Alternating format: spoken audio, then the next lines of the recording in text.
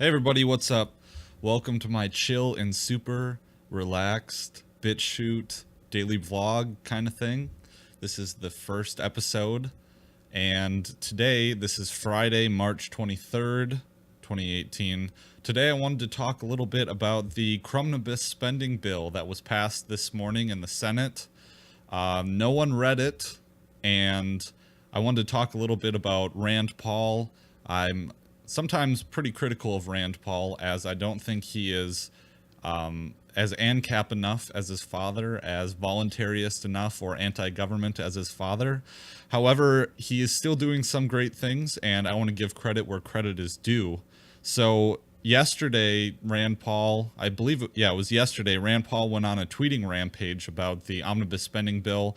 It is 2,000 pages, and here's his press release from yesterday. You can see on the screen here. Early Friday morning, U.S. Senator Rand Paul released the following statement. That was this morning, obviously. Voting against congressional leaders' $1.3 trillion omnibus spending bill.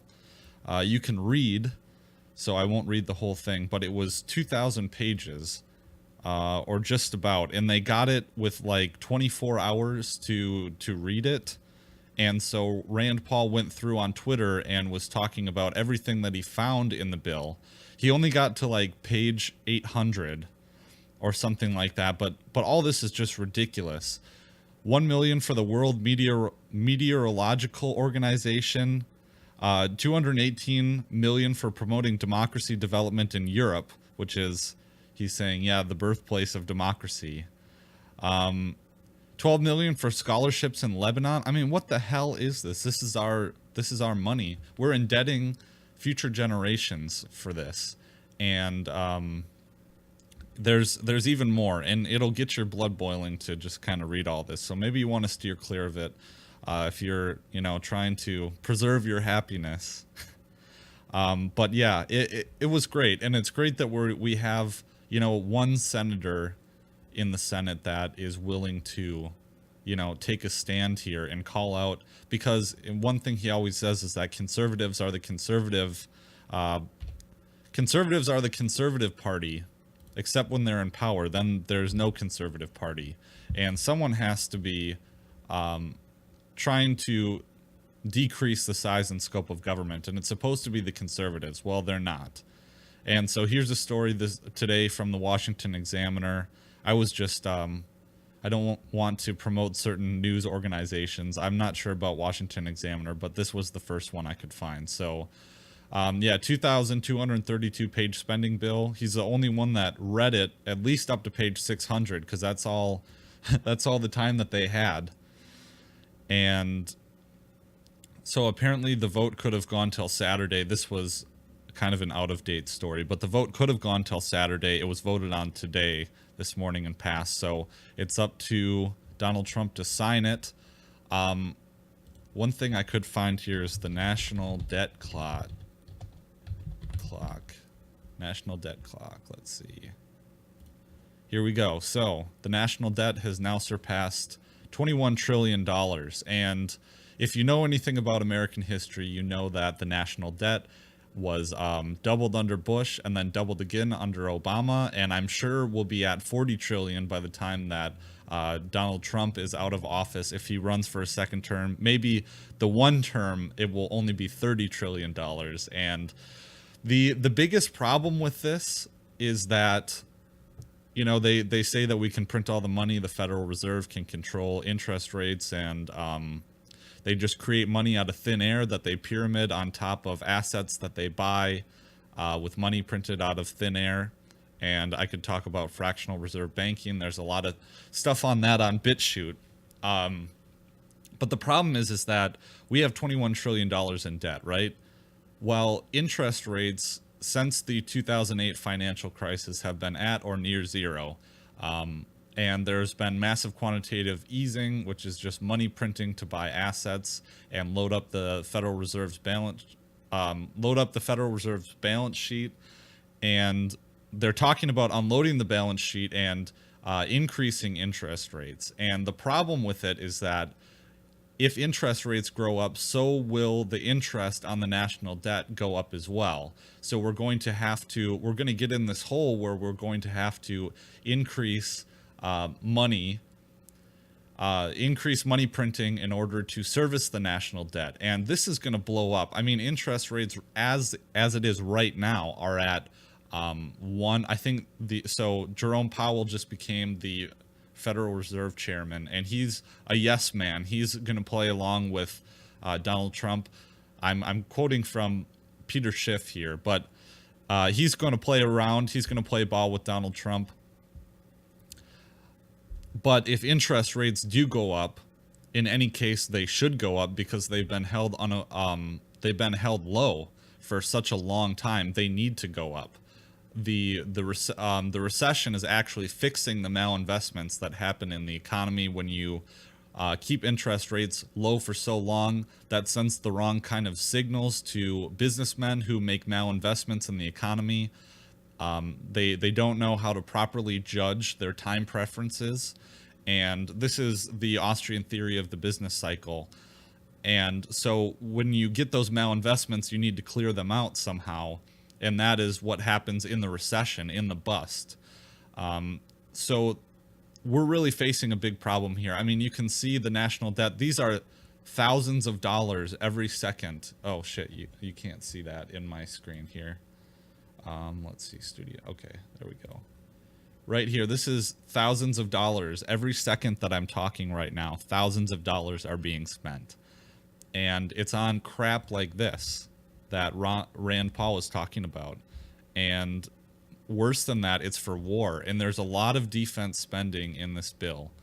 And now with John Bolton becoming National Security Advisor, he is such a war hawk that advocates preemptive war against North Korea and against Iran. And he wants to revoke and rescind from the Iran nuclear deal, which there's no evidence whatsoever that Iran, ever violated that deal. And it's just, it's kind of scary, to be honest. You don't really know where this is headed. And excuse me for that notification here. I've been trying out Mayway. I don't know how you pronounce it. Let's see.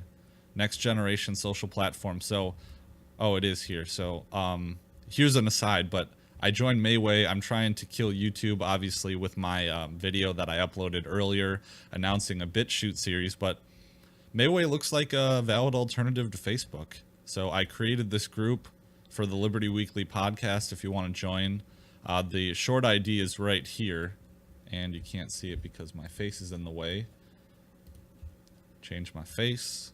So the group link down here, it's mayway.com/join/the_liberty_weekly_podcast. So I'll include a link right there, maybe in the show notes page. Hopefully I'm not creating too much work for myself, but yeah, so this does not bode well, this omnibus spending bill. And I'm not surprised that Donald Trump is spending so much money. I'm sure there's a lot in it for infrastructure.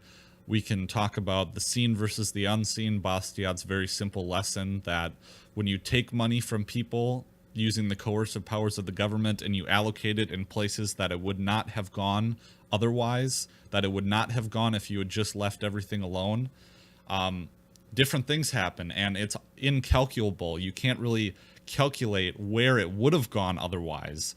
So you don't see that part of it. And it has to do with the broken window fallacy as well. When the government takes money from people and allocates it to certain places. Let's bring me full screen here. When the government takes money from people and then allocates it to certain places, like it'd be better if we didn't have to rebuild the highways. It would be better if we didn't have to replace all the pipes that are polluting our water. And I mean, look at Flint, Michigan, and that's the fault of the government itself. They've been without clean water for years, and it's just a travesty, and it's all government's fault. But back to what I was saying, the Bastiat broken window fallacy, it'd be better if we didn't have to rebuild the highways, if they were already fixed, so that money could be left alone and it could grow It could be left alone with entrepreneurs and capitalists that could invest it and create more wealth for everyone. And so it's pretty depressing, very upsetting that this omnibus spending bill was passed, and it's gigantic. And I don't think the economy is as good as everyone says it is. I I'm kind of a doom prophesier because I'm a big fan of Peter Schiff, and I think Peter Schiff is right that we're in for a big wake-up call.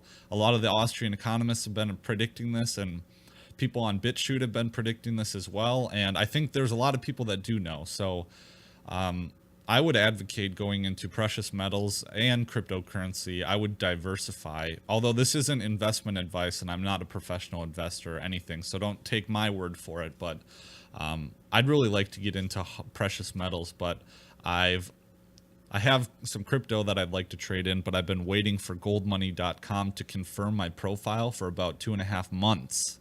2.5 months now, and I'm getting very sick of it. But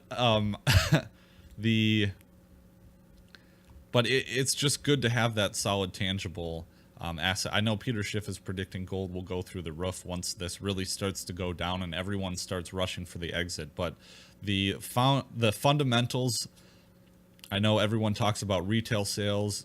There's an everything bubble out there, and it's caused by holding interest rates at or near zero for 8 years since the financial crisis. And it's not good, and this omnibus spending bill does not bode well for us in the future. So once those interest rates start going up again, it's going to cost a lot more money to service the national debt. The Fed is going to start printing lots of dollars, and we'll see how the world reacts, because the world holds a lot of our debt. And maybe, once we start money printing like crazy again, they will not be, they won't be as jazzed about it, and they might try to pull their investments or no longer prop up this whole phony system, the whole phony fiat Federal Reserve system. So, well, that's everything for this video edition, I suppose you could say. This is Bitchute exclusive. If you've never seen any of my content before, it's the Liberty Weekly podcast at libertyweekly.net. I try and do twice a week, but I've been really busy. I'm in my final year of law school right now. It's just really intense, and I need to focus on that. So I'm going down to one show per week, but maybe if I can streamline content creation on Bitchute and load things very quickly with minimal editing, and that's what I was working on with this project. If you could see the intro, just trying to get that up and run. So be sure to subscribe to my show. It's at libertyweekly.net/iTunes or /Stitcher or /Google Play or /Google Play. And that will get you, so you can subscribe in your platform of choice. I just joined Mayway. I'll include that link in the show notes page, but I'm on every social media platform, even the alternative ones, Gab, ONG.social, Mayway, Bitchute, Minds. Let's see. Am I forgetting any of them? I don't think so, but Facebook, Twitter as well. But we're trying to kill those. So connect with me on those alternative platforms. Keep an eye on my Bitchute content. I'm not sure when the next Liberty Weekly proper podcast episode is going to come out, but at this point I have 60 episodes and I put a lot of work into them, and you can peruse if you would. Let's see if I can get the screen again. You can peruse if you would my back catalog, and I think there's a lot of good stuff there, obviously, because I made it. But there's a few video documentaries that take some time investments, and I'm sure that not all of my... Here we go. I'm sure that not all of my listeners have gone through and listened to every single episode, because it is a time investment, and I understand why that's not always possible. But there's a huge back catalog here running through all my videos. My favorite ones are... Well, I have a lot of favorites, but my videos with Kyle Anzalone, just learning about foreign policy, and I'm learning as well. This was a great episode with Keith Knight. Obviously, speaking with my friend Trey from Subversion, but Oh, there's a whole bunch. This one was an important video documentary, Blood Makes the Green Grass Grow, just talking about how killers are conditioned by the U.S. Army to kill. Mankind has a natural aversion towards taking fellow human life, and the military does their best to destroy that. This is important. A lot of fiction is going on in the ANCAP and libertarian communities regarding Warren v. District of Columbia. The first thing I would say is that it's not a Supreme Court case, so quit saying that. It is not. It is a DC appellate court case. It's just the political unit of DC. It's just like a state opinion in a certain sense. And that doesn't, it's not super binding, but it describes a part of tort law that is fundamental. So get the truth about Warren v. District of Columbia by watching this episode. And I could plug my episodes all day, but just go through. There's a lot of good stuff there. And yeah, so thanks for watching this one. We'll catch you later.